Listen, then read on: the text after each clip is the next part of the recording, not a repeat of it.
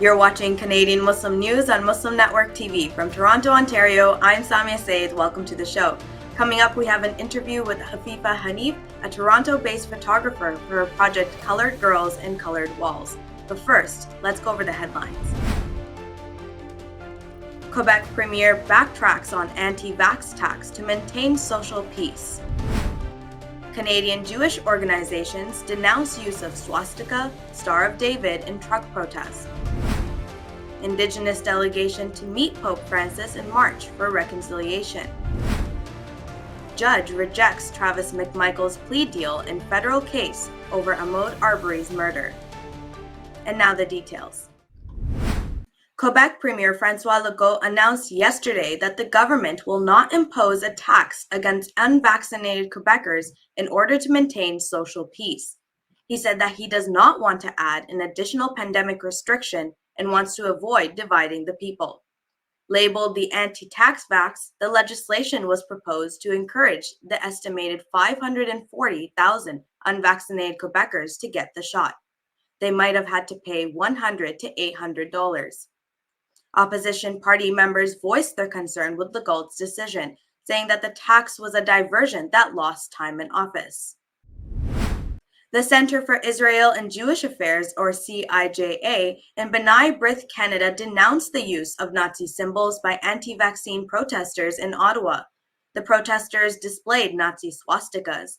The Jewish groups also say that protesters misuse the Star of David as a symbol of their protest. CIJA CEO Shimon Kofler-Fogel stated that the actions are horrifying, especially since it occurred one day after the International Holocaust Remembrance Day. Michael Mostyn, the CEO of B'nai B'rith Canada, says that it is the duty of protesters and politicians to denounce such hateful behavior. Indigenous representatives from Canada are scheduled to meet with Pope Francis at the Vatican in March to speak about healing and reconciliation. 25 to 30 Indigenous people, including national organizations, elders, knowledge keepers, and residential school survivors and youth, comprise the delegation that will visit the Pope. The trip was previously set in December and was delayed due to the rapid spread of the Omicron variant. The First Nations, Inuit, and Métis people in the delegation will have separate meetings, followed by a collective gathering at the end. The Canadian Conference of Catholic Bishops is footing the bill. Lisa Godby Wood, a U.S. District Court judge, rejected a plea deal on Monday, allowing a white man convicted of murdering Ahmaud Arbery to serve a large part of his sentence in federal prison. Arbery's family also opposed the deal and asked for the federal trial to proceed next week. A second hearing on a plea deal with McMicheal's 66-year-old father was also scheduled on Monday. The judge said her decision would be the same in the father Gregory McMicheal's case. The McMicheals were convicted of the murder of 25-year-old Arbery, who was jogging when the McMicheals killed him in February 2020. That's it for the news. Now we have an interview with Afeefah Hanif. Sister Afeefah is a Toronto-based Muslim artist who empowers women and highlights their personal struggles through her work. She is most known for her representation of Caribbean women through the project Colored Girls and Colored Walls. Welcome, Sister Afeefah. It's great to have you here. Assalamu alaikum. It's good to be here. Walaikum salam. Can you tell me about this project, Colored Girls and Colored Walls? This project is, from its title, Colored Girls and Colored Walls, it's a representation of women of color all around the world, and not just the Caribbean, actually. We have women from Pakistan, Bangladesh, representing their identities, and it's basically to showcase and highlight all of these women and all the unique struggles we go through. And the concept of it was to share it and hopefully reach a wider audience and connect with them. The symbolism within the project is the wall, representing the struggles that the women go through, and then the women themselves standing in front of those walls, celebrating their strength in overcoming those struggles. So what inspired you to work on this project? I think the inspiration behind this project is definitely the women and just womanhood in general and the struggles that we go through. We think that we're going through it alone, and we're doing it on an individual basis.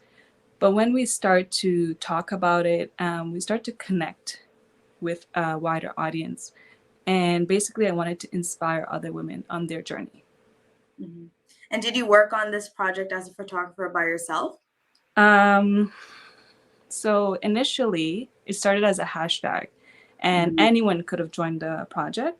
You just take your picture in front of the wall and you post it on Instagram or Facebook, wherever, and you use the hashtag. And then in summer 2020, I never got called back for work because of the pandemic.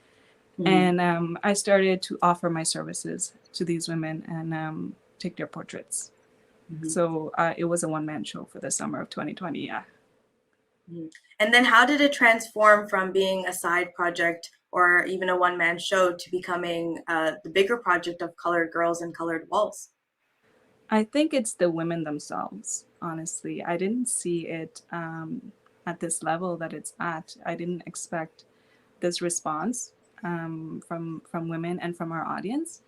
So it was definitely the women involved in the project that powered the project and made it what it is today. So it definitely transformed from a hashtag in 2017 to now a project that I'm going to be launching on my website very soon, inshallah. So Inshallah. it's definitely the women. They are my models and role models. I think they're a big motivator for this project. That's great to see and hear. How long did this project take you then? So from the infancy, it started January 2020, reaching out to a diverse group of women. And then every week, I would say we did about 5 or 6 portrait sessions. So for the summer, definitely 3 months. And can you tell us a little bit about your photography blog? Maybe one story that stands out to you? Definitely one of the stories, and we haven't really released all of the stories as yet, but there is a specific woman that reached out to me, and it's very personal. I don't want to share everything that she shared with me, but what I can share is that she is a single mom and she is raising her children, and she was just going through a very difficult time about the pushback that she gets from the community and the comments and how single moms can't do what she's actually doing. So it actually gave her a breakthrough, I would say, for that summer, where she was able to talk to her family about all the difficulties she's going through and not go through it silently anymore. So it definitely opened up a new layer, peeled a new layer of skin actually for her. And she said one day, inshallah, she'll share those conversations with me. And I feel very privileged to have that trust with her and with the women involved in this project to carry those stories and share it with the community. You were saying that you had all these women of diverse backgrounds come and stand in front of a wall until you took their portrait.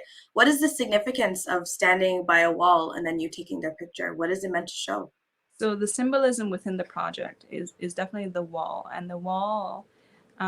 Everybody takes pictures in front of a graffiti wall, but looking deeper at it, those walls are made up of layers of bricks, and those bricks are supposed to represent the struggles. We all carry a lot of bricks. We all carry a lot of load, and I think standing in front of it, like proudly, boldly standing in front of it, like I'm a woman of color. These are the struggles I went through. I think it shows a strength, a different level of strength that we've overcome these struggles, and now we can stand in front of this wall. It's no longer in my way. I've climbed this wall and I'm standing in front of it. I'm going to take a picture and I'm going to look really good with it. And do you have any plans to have these portraits and pictures physically exhibited here in Toronto? Yeah, I reached out to a few exhibits. It was actually showcased last year at the end of summer. It was showcased in the Peel Region Art Museum. But it was virtual, of course, because of the pandemic. So inshallah, I do hope that it can be exhibited physically, and that it can expand and include more women and more women of color and their diversity of struggles. So I know you already told me that you got some great feedback from, for example, the single mother who got to get away through these pictures and portraits. Mhm. Can you share with us any other feedback that you've gotten, possibly even some pushback, maybe?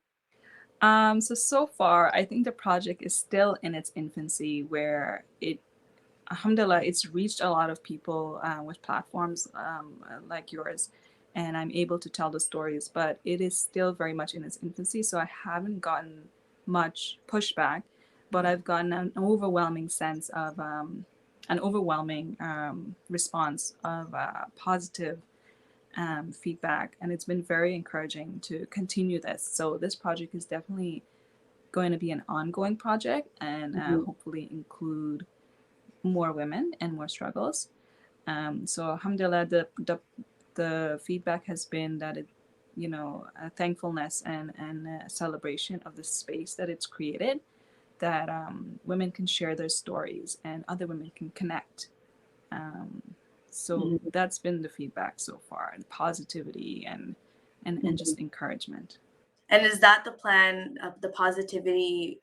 Is that the plan to continue the project in the future? Because you did mention that it's right now in its infancy. Yeah, it's so encouraging every time I get a response or a comment from strangers, from people on Instagram, messaging and commenting about it. I didn't even know how, everybody's sharing the project, so I know that's how they've seen it. But it's just very rewarding to get a message from a random person about it, and you know to see representation within the project, to see themselves out there, to see their skin color, to see their struggle out there. And there's so much more to be released from the project, so many more stories that I have not shared as yet. Mhm. So looking forward to sharing that within the next few months on my website. Mhm. And has this project helped you personally come out of this pandemic gap that you were seeing? um, it's been an immense creative outlet for me. I haven't been working since the pandemic started. I didn't get called back to work, and I wanted to know, what do I do with this time. I started giving back to the community, but I always feel better when I'm creative, and Mhm. I'm just in my zone. So that it's helped me immensely to feel more confident in my own skin, to feel more confident in my hijab, to feel more confident in the clothes that I wear and the struggles that I've gone through, Mhm. and to share my own story. I think I'm one of the ones that's holding back on my story, and watching these women share their stories. SubhanAllah, it's been very motivating, and I love that they've powered this project and made it to what it is, and it's made me a better creative. Mhm. Well, unfortunately, that's all the time we have for today. Thank you so much, Sister Afeefah, for joining us and sharing with us the details of your project. It seems like you're doing a great job so Thank far. you so much. You are watching Canadian Muslim News on Muslim Network TV. That's it from our Toronto studios tonight. Make sure to like and subscribe to our channel for more Canadian Muslim content. Stay safe, and until next time.